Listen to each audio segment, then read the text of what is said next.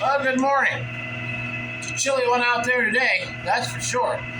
Uh, it's about 5 degrees this morning. It was about, when I got up this morning, it was about 4 below. So it's chilly. It's Saturday the 25th, so I slept in a little bit this morning. Usually don't do that. Sleeping in means I got up about 6:30. Which is a pretty big accomplishment for me. So, did my coffee, did my new normal routine. Every morning I do log me in to get into the computer, check everything, make sure everything's running all right, and then I can, in case something's going on, if I need to hurry up and get down here, I do that. Feeling a little bit better this morning. I'm starting to get a cold. I woke up, had some kidney pain this morning, but yeah, it's getting less and less every day. So I'm not overly concerned at this point. Knocked my pen down. Anyways, we're running about set point. We're just a little high. We're at 1699.53. Set point is 0.50. We're still running 200 or 340 kilowatts power, which is probably, I'm gonna tell you, it's probably the most we've ran in years this late in the season. And it is just because it's the way it is. The weather pattern this year has been strange. So not that I'm saying it's a global warming or any stupid stuff like that, because we are on a gyroscope, and the gyroscopes change every day. They tilt, they travel, they move. So the weather pattern just does what the weather pattern does. They're getting wetter than ever in Southern California, and we're getting basically what we were predicted to get. And it's not that unusual. It's predicted. They said this winter's going to be wet. We had a wet winter. Wet doesn't mean during the winter that it's going to have lots of snow. It just means it's going to be wet. And that's what we had. We had wet.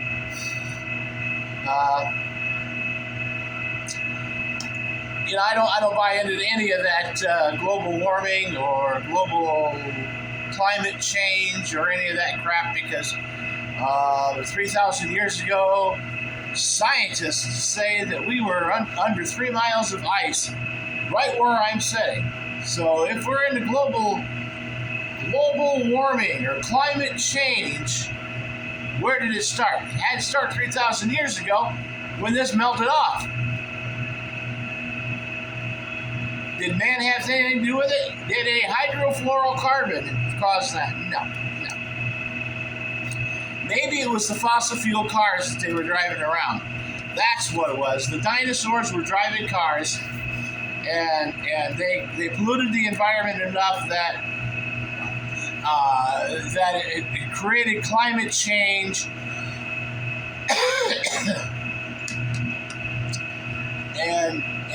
So we have to deal with it. No. It happens. It's natural. It does change. If you don't believe it changes, then you're an idiot. That's really what it is. Old timers like me, and yeah, I consider myself one of the old timers now. But I'll tell you, back in the day, I can remember as a child that we had blizzards, and we had lots of snow and blah blah blah, and we were always out sledding and blah blah blah. But I also can remember as a child, maybe 5 or 6 years old, being outside without a jacket on, playing outside Christmas Day on the green grass. So don't give me that crap. What happened then? I can remember in the early 70s they were talking about, we're going into a global freeze. by the year 2000, we're going to be in another ice age. What happened to that? That's where your scientists, who are scientists, said, oh yeah, it's going to be bad. And the scientists don't have a clue what they're talking about. Because if they were really a scientist, they would tell you that science is not an exact. Things change.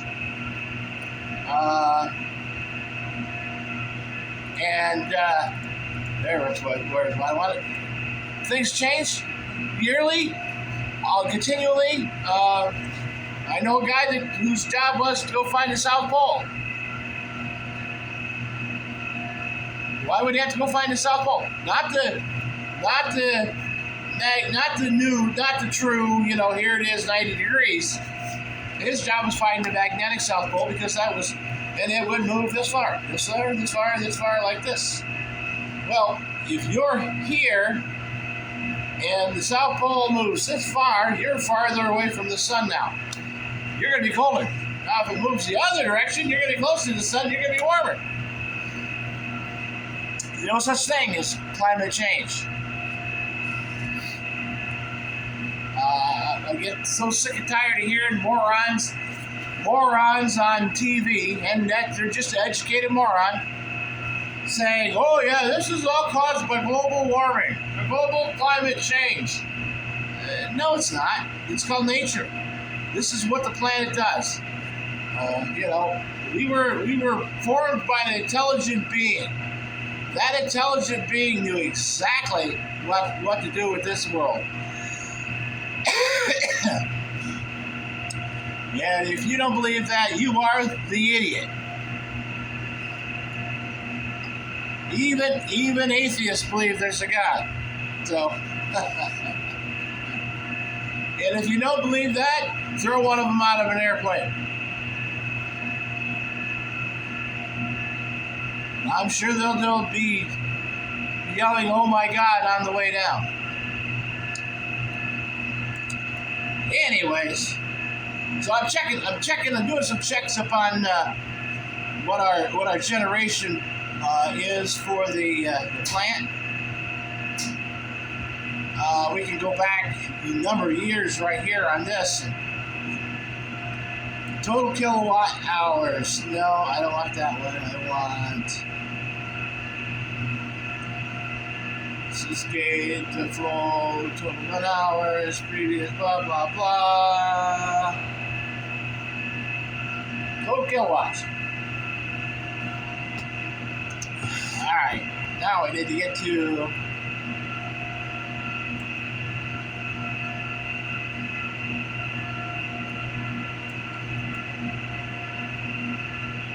here we go. And one more row over. This is all of this year. That's last year's.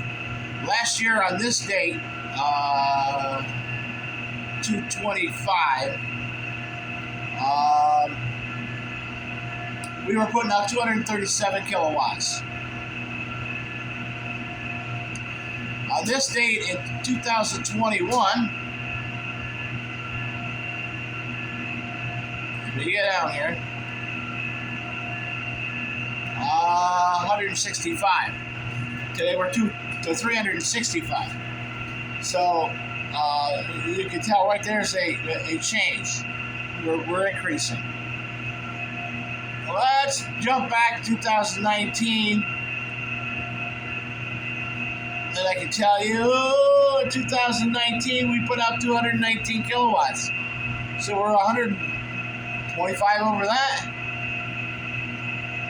Let's really go back to 2 more years, 217. This date, we were at 635 kilowatts. So we had good flow then. We were way high. We must have been having a big flow because the flow was 1,779, so we had a lot of water going over the top.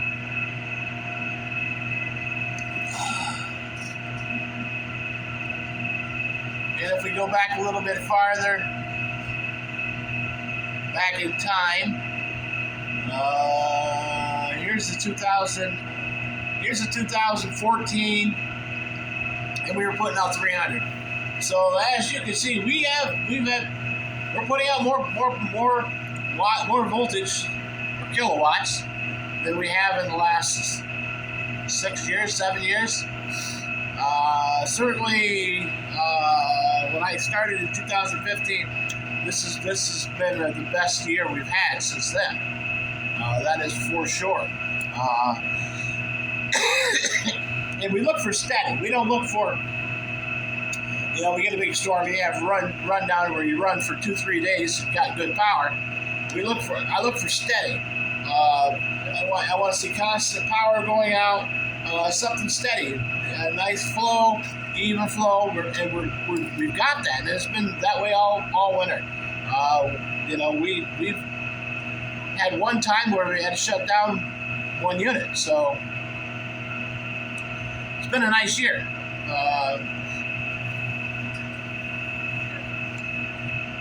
Now, if I could just keep the tractor running, some tires, and I believe we shouldn't have had the tires loaded, or at least it should have loaded the inner tubes, not the tire, and then put the inner tubes in. I'm not sure. I think that's what ruined it. So I will get it fixed, but health-wise right now, I can't fix it. I'm not going to even attempt to try to muscle those tires around. I got to put them on a trailer and haul them out of here, because I can't get anybody to come down here to fix them. So that's just going to be what it is. Until I'm capable of doing that, then that's where we're at. We'll have to spend a little bit of money, and if we have to have the snow plowed, we'll have it plowed. That's just it. I try not to spend any money unless we absolutely positively have to.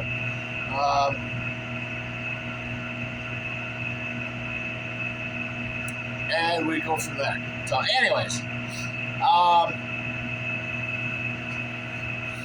so I've been down and fed the chickens. They're out. They got some leftover. We had some leftover ham that has been in the refrigerator for a while. So they're eating that. They like that kind of stuff. They've got some noodles and vegetables and broccoli and some carrots and a little bit of salad fixings, and they like that kind of stuff. A chicken is a omnivore. It prefers to eat meat, so they'll pick at that, eat that all day long. Cuts back when you can do that. Supplement that feed, their feed with scraps. Then you don't have to give them so much feed. Right now they're not laying great. I mean, we got 4 eggs this morning. We're down to 17 chickens, so which usually, that's pretty good odds for the year. I've got 20 coming in April, first week of April, so in about a month and a half I've got chickens coming. A month, I got chickens coming, so once we get them, we'll put them inside, get them in a brooder, get them started up. Once they hit about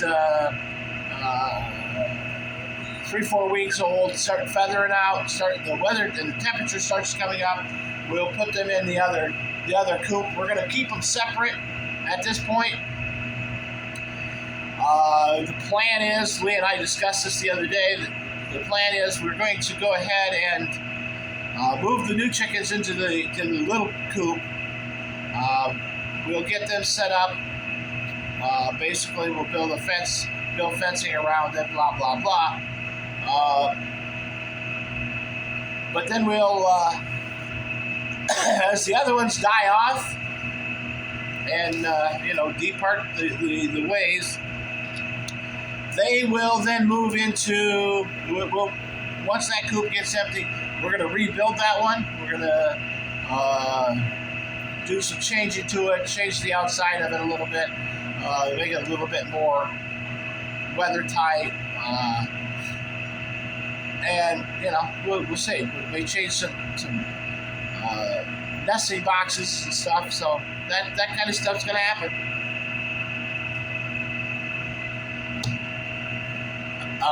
And we're gonna do that, and that gives us some time to pull that other one out, do the changes. Then I'll probably go ahead and this summer, before the end of the year, I will have the other chickens up and laying. I'll have another batch, or meat birds. I'm not sure. Probably going to do 25, maybe 50 meat birds this year.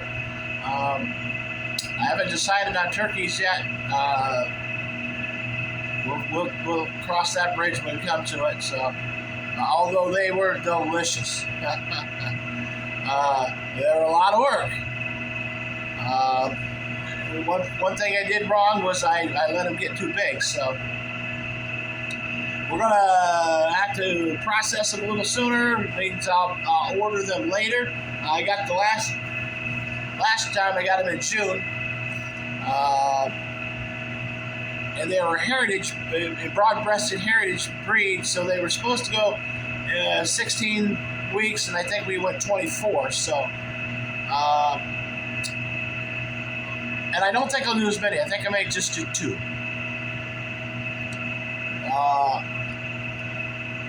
And maybe 3. I don't know. Last time I did 8, so that was stupid.